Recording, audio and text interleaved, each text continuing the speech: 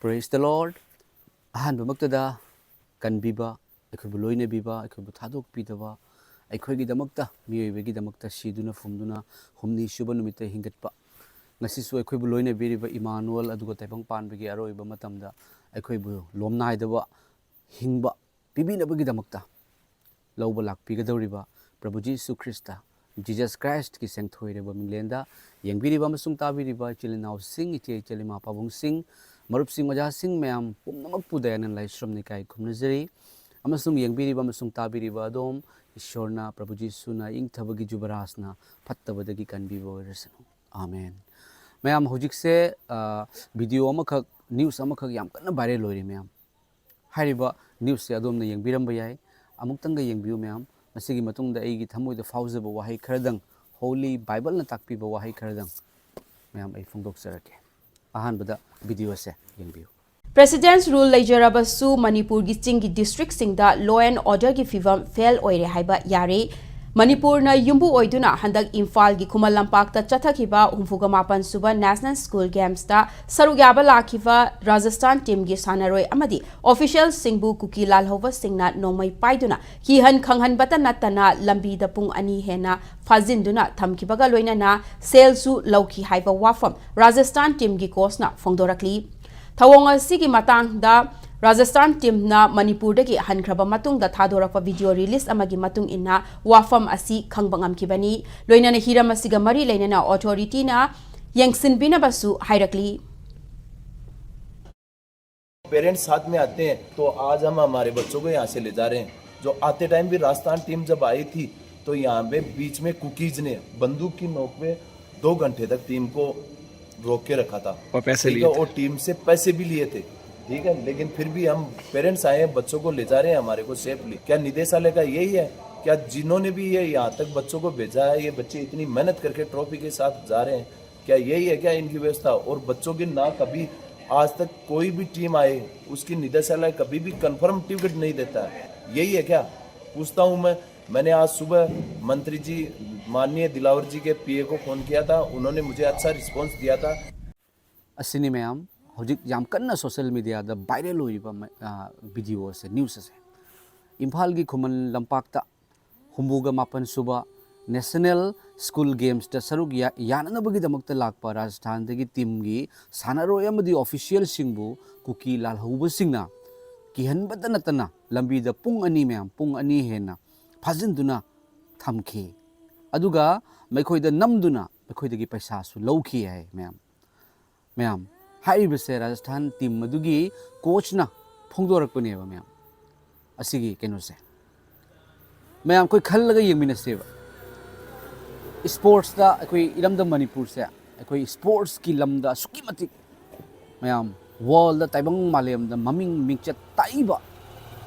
adugumlaba state amane ba mayam ilamda Manipur dagi thoiba sanaroi sing se akoi football da oiro any games da boxing da oiro weight lifting da oiro akoi Manipur dagi thoiba sanaroi sing ase mayam se athoiba ngaktane ba India bu represent tawriba world da ado maikhoi da di adugum do yaudi mayam na taba fangbirabra ta di adubu hairiba athoiba sports thoiba mafam du da pangthokpa humbuga mapan suba mayam National School gi Games ado lakpa adu phawbada thingnaga pung ani lephallaga mayam yengbiyoba pung ani lephallaga karisu ngamdaba karisu haitaba maikhoina lephallaga mingonda harassment piba players sing adu tungi yumbire na aduga namduna paisa su lowi mayam asibu tahaiba wahaira mayam asigi video se tajaba matamda kari haini mayam akogi hindi da ko upai ga leitraga hainaba ma lei sumai khuramaga jai ho prabhu aina haibam le adu haininge jai ho prabhu ko mayam maikhoina aina masida yamna doubt oijaba mayam aina ngarang se wapa ma semi amaduda kuki gi terrorist singna mekhoi activity mekhoi mihat mine uba matamda maitei Christian maitei Jesu Christ thajaba Jesu Christ na manglan da thoglak tuna Jesu Christ thajarakpa Yesu Kristagi healing anaba fahanba medical urakpadagi angpa makogi Yesu Kristagi miracles urakpadagi thajarakbasing ado kharagi singi marakta nauna poktaba kharana मेखोगी Kuki terrorist की मोंग उबदा Christian तोखरे अदुदी Christian से मोगी नतीने हाइने हाइबा video म थांगतपा मतमदा मेखोगी missing न करी comment तौरे खमरा just तौनो है वायन गनो है हाइबदी आइगी ममांग द फत्तबा तौबदो अदुम येंगा लेयु हाय होली बाइबल द ईश्वर ताकपीरी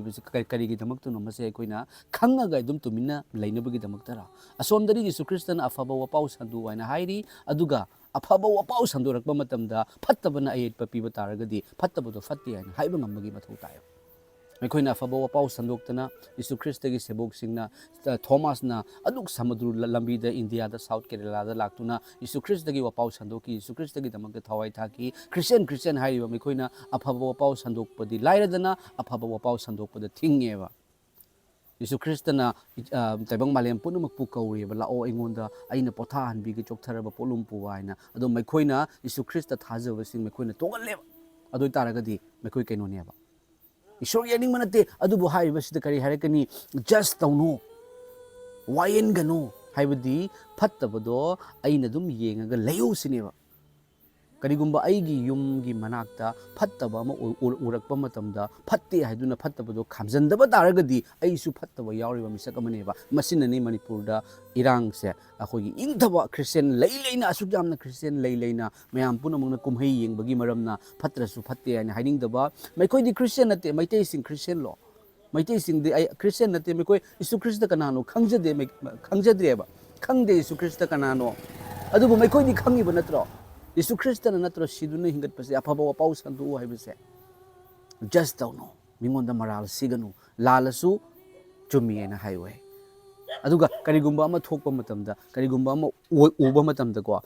असिदी फेक न्यूज़ नि हाइबना हाइरिबा फेक न्यूज़ नि साजनबा पाउनी असिदी कॉमेडी नि असिदी काइना हाइरकनेबा असिंगबा एखोगी लौसिंग से ईश्वर दगी पी अदुबु फत्तबदा सिंगबा हाइना मलेयो मैम लौसिंग से ईश्वर दगी लाकप लौसिंग सिदी अचुंबदा अफबदा लौसिंग ओइगनी अदुबु ईश्वर दगी लाक्तब लौसिंग सिदी मिनमबदा लौनम तौबदा मीबु मराल सीबदा मीबु मांगनबा होनबदा ओइना सिजिने मैम इरमदम मणिपुर एखोगी मणिपुर दा थोइबा स्पोर्ट्स सिंग सानारोय मयाम थोइबा वर्ल्ड दा अथोइबा स्पोर्ट्समैन कयाना इंडिया सिबु रिप्रेजेंट तौरिबा इंडिया की संताइबा हाइबा मफम मणिपुर दा राजस्थान दगी लाकपा मतमदा मयाम खामगा असे कोच ना हाइबनिको कोच ना मचिन थीगदरा अदुसु मचिन थी ना हाइजन दुइनी कोच सिना हाइरकपनेबा पुंग अनि लेफल ले मयाम चेक तौरिबनेबा मखोइगिदो कना लाइनो मणिपुर दगा लाई हाइबदुगो साउनिंगबगी मवोंगदा बाइबल ने नखोइनने आई हाइरमोइदनी असिगुंबा वाहिसे मरमदि नखोइना अफबा वपाउदा अथिंगबा पीरे यीशु क्रिस्तगी थबकता अथिंगबा पीबदो कनानो खंबरा मदु दियाबोलना अथिंगबा पीबा दियाबोलगी थबक तौबिगनोबा होली बाइबल न करी हाइरी खंबरा मैम अइना हाइजरिबसे आई यीशु क्रिस्त इपागी थौगल तौजबा मोइना अफबदो ताकथोकजबनी ईश्वरगी अफबा तौसी नुंसिनसी मतेंग पांगनसी अमना अमबु सपोर्ट तौसी यीशु क्रिस्तना अखोगी दमकता पाप कोकपिरमे महाक अमु लौब लाकनी थावाय सिंगबा थाबिरक्तुना थाजरबा सिंगबु लोइना हनबिरी महाकती अखोइगा लोइनबा लेमिनबा अखोगी मनाकता लेबा इमानुअलनी अखोगी नुंगदा लेबिबा ईश्वरनी हाइबा यीशु क्रिस्त महाक इंगथबगी निंगथौनी युवराजनी यीशु क्रिस्त इंगथब पुरक्पसिंग अदु याइफबनी हाइदुना हाइरी लानगी फत्तब तोक्सी मरमदि यीशु क्रिस्तना लमन कुंबा यादे हाइना हाइरिबनेबा अदुबु करी उनी क्रिसमस की नुमितबु मयाम क्रिसमस की नुमित हाइबसे कनबीबा मपुलो तैबंग मालेमदा पोकपीगिबा नुमिसे हाइरिबा नुमिसिदगी अफबा नुंसिबा उथोकपगी महुत्ता नोंमै कापथरकनी मिचम हातोकनी हंदकसु मणिपुरदा मी अनि क्रिसमस की मतमदा मी अनि नोंमै कापकपदगी लैखिदे ताहैदबा वाहिनेबा मैम से ताहैदबा उहैदबा तौहैदबा यीशु क्रिस्त के असाउबदुनी हाइबदो उरसु हाइनुआय मी खरा लैस्ता को मी खरा लै याम क्रिश्चियन याम खंबा ओरमनी अइदी अदुनी का हाइना हाइबा अइदी अदुनी चाही अदुक्तगी ओरकबनी अइदी याम खंगकबनी हदुगी मतम नते अइ याम खंगकपगी मतम नते से परीक्षा थारगा रिजल्ट फर्स्ट डिवीजन दा पास तौनबगी नते से थवाईगी मरीनी thawai asengbagi kenuni husik se matam se thogal thawai asengbagi thogal tawbiu phattabado taibang malem na yadaba ain na yadabado ishor na yaramgani ai khanbra Isu Christ gi chindagi mi halu lan sokno drugs thau haibagi wahi yaubra yaudaba punamak tawre Bible na kari hairi mem ai Bible palak pasing mi khoina cross pairaga lamda mi gi lamda jungsan ba hallelujah iduna haiba mikhoigi activity kara ubagi maram nani aina hairi base maram di mikhoina mikoi punamak na natte kharana world the Christian sibu chentha hale ai pathok serake ko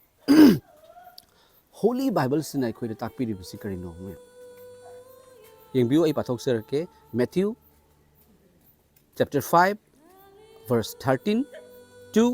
13 dagi horaga 16 nekhoi di malem gi thumni adubu thum madu mahau mangkhrabadi karam na madu mahau lehengadage madu karisu kanadre adubu hundoktuna mi singi makhongna netsilli nekhoi taibang pan gi mangani chingthakta leiba sahar lot payade mi singna thaumai thalaga thumok makhada thamnade adubu thaumai makhong mathakta thamduna yum manungda leiba khuding makpungal hali matawasumna mi singna nekhoi gi aphaba thabak adu uduna sargada leiba nekhoi gi napabu thagatnaba nekhoi gi mangan adu mi singi mamangda ngal hallo amen nekhoi taibang pan bagi mangal ni hai mangal hebse asidi ngandhorakani mingonda kanagumuna taba matamda uba matamda asana thangani haraubana thangani ingthabana thangani adubu mekhoina utliba mangal se asidi taibang panbagi mangal ishorne pibiba mangal do natte amambagi mangal ne amambagi mangal mibu wahanba mibu nahanba mibu harassment to bose se ishordagi mangal natte mana karor lak cham kanate karor lak christian ena machinda haijeraga su chingtakta leiba sahar lotpa yade chingthakta leiba sahar do ishorna khandokpiba sahar adudi lotpa yaaroi adubu ishorna khandoktaba ishorna khangdaba sahar adudi adusu lotpa yaaroi adubu karambada phattabada lotpa yaaroi phattabadu su fatte afabadu su fai aduga haiba thumaduna mahau mangkhrabadi ka karamna madu mahau lehengadageba adubu madu mi singna hundoklaga mi singi makhongna netsileba ishorna piriba pramana se khangbiyo ishorna oheningibodo ohektaba matamda madu karisu kanade madu aremba oireba nekhaiba natana upai lete hebni nekhoi taibang pan gi mangalni chingtakta leiba sahar lot be yade mi singna thaumai thalaga thumok makhada thamnade adubu thaumai makhong mathakta thamduna yum manungda leiba khuding makpungal halli Isu Kristana ai khoi bungasi hingan biri base thajar basi ai khoi mangal oina bagi damakta mi singda mangal pina bagi damakta achumba ishor gi wahai takthokna bagi damakta achumba ishor gi lambi da leina bagi damakta ni adu nattaba taragadi mahai pandaba upambi sing adu kakthat pane mataw sumna mi singna ne khoi gi afaba thabak adu uduna sargada leiba ne khoi gi napabu thagatnaba ne khoi gi mangan adu mi singi mamangda ngalhalu mi singi mamangda ngalhalu ipa ishor yahova ipa ishor do lanmi tengol gi mapu do kanano haibado khangnabagi damakta ekhoi bu uhallu haiba udhallu achumba do takthu haiba adubu mekhoi ne kari tai negative mi bu wahanba mi bu nahanba Christmas ki matamda nongmai kaptharakpa nongmai kapaga hallelujah haina lauba tahi daba wahai punsida igi punsina Prabhu Jesus Christ kanano haina khangjarakpadagi asigumba mawong se punsida Christian ko ba matana ukideba ukide asigumba mawong matawse hainingde sungangingde ngonda nungaitaba su yaubiramba nungaitaba tawbiganu Prabhu Jesus Christ ngasi leramba tadi aina hairiba wahai sidagi hen akanba wahai hairakani hairamgani nungsidaba mahakaduna ishorbu khangde nungsiba mahakaduna ishorbu khangi aina hairiba wahai ase Holy Bible paraga yengu Jesus Christ na laba matungda mi halu drugs thau do nongmai payu khulai payu micham halu mingonda ot nei haibagi Bible gi verse jaubro yauragadi thabiro comment ai adu follow tawsage yaudaba taragadi adugumba activity adugumba mawong Christian chentabagi mawong tawpase asidi haidaba yade una haidaba do hairiba uraga haidaba haidaba misak masu phattaba yauribani haibase kawgono ishorgi thawaina phungdorakpa matamda adomna thinggadabro wayen tawganu haido ekhoina ne ai fatraga kanagumba amabu fatte haina maral siganu haibani hoi ai fatte adubu ipa ishorna ibu fahan bikre ipa ishor gi lambi da leijagani ipa ishor gi aning makarino haina chachaba aina yadaba thabak ai tauroi Prabhu Jisu Christ gi aning banate haiduna Prabhu Jisu gi matik mangal gi damak te hingchariba punsineba aduna afabana karino fattabana karino achumbana karino aranbana karino haidok pangame just tawbanate wayen banate adubu wayen ga daure haibado adugi information aduni Bible say koi da piri ba say shorna karigino pana bagi da magtani pari se karigino khangna bagi da magtani khangaga ai tuminna lotion laga lege do banate pagi wahaidi taibang malim punamak ta chatlu amasung aigi afaba wa pau santu haribani Kanbiu tabiu fattabado afabada oirakpa yanabagi matam piri nongmai kapaga kihallaga Yesu Kristana haraugani hai khanbra kihanba wahanba nahanba shihanba duga adugi against ni adubu manghanabagi damakta ai khoi gi damakta kalvari gi cross ta pang tingkiba Yesu Kristani hingatpa Yesu Kristani mekhoi mayam gi maraktagi khara pukning hongani ipana phongdokpiri khara na pukning hongani haiba sing adu kanbigani taibang malem na khangani achumba karino Yesu Krista bu thajaba nungshiba kathokpa punsi Yesu Krista gi sebok sing na kaidawi magi lam yon thoga sargada lan pasali Christian hanagi Christian kaubana kauba khara na kaidawi nongmai pairaga migi lam tale sargada lan pasin baga dudi mekhoi gi wakhan leiba nate taibang panbada leiringai da phanghauna bagi na tale sargada lando mekhoi gi leite adubu sargada kadaba taragadi mafam ama lei tamthiba Bible na haiba mamai panba han sing na chikpa mai muttaba han shidaba mafam hell haiba ama leiri asigi wakhal tawbiu kanagumba ama hatpa matamda haiba hatliba mi ado adugi damakta jisune itaki jisune hingatki haiba wahai se khangbiu ipa ishor na Yesu Kristna haigi thagachari ipa ishor na hakna athupa wahai ase khang haireba singdagi lolaga ngang macha singda phongdok pire hoi ipa masina na hakki mityengda apenba oire ishorgi wahai ishorgi achumba taba khakta natana tawbagi matamni maramdi lakadaure hairiba kanbibagi mapu mahakado mahakna lakpagi khudam punamak takpirabam punamang asidi loina oirabane loina thungabane asini mayam yam nungaite asumaina tauba asumaina sanaroi singda tungi jumbilen singda harassment piba afabadi tadre adubu Christian adu mekhoigi oina hairakani aikhoigi ni aikhoigi en tawrakani cross of mareng mana thangalaga pugani Yesu Kristana mamit usallaga lei mekoina ngangbadu Yesu Kristana mana do menjallaga lei ujengsu jeningde tasu taningde maramdi madu Jesugi maming di panba adubu thabakti yadaba Yesu Kristagi thabak yadaba tuni pun asigumba sidagi yang biri ba domna tawo taragadi pugning hongbiu maramdi lakadaure ning thogi ning thawodo hamengdagi yaudagi hameng khaidokna bagi damakta haiwa singa sigi mathakta matik chaba action lakut kadabani matik chaba action lawgadabani thagachari me amse egi wakhaloni aina phongdok chabase kanagumba matabu aina thamoi nahanba wahanba haijaba nate Holy Bible gi achumba aduga nungsibagi mapu bu thajariba singdagi nungshiba uraktaba matamda Yesu Krista mekhoi gi ni haina Christian khangdaba mi kharana tokre haiduna hairakpado adugi matangdasu ai phongdok chaning maneba maramde ngonda phone tawraktuna haibire iyeba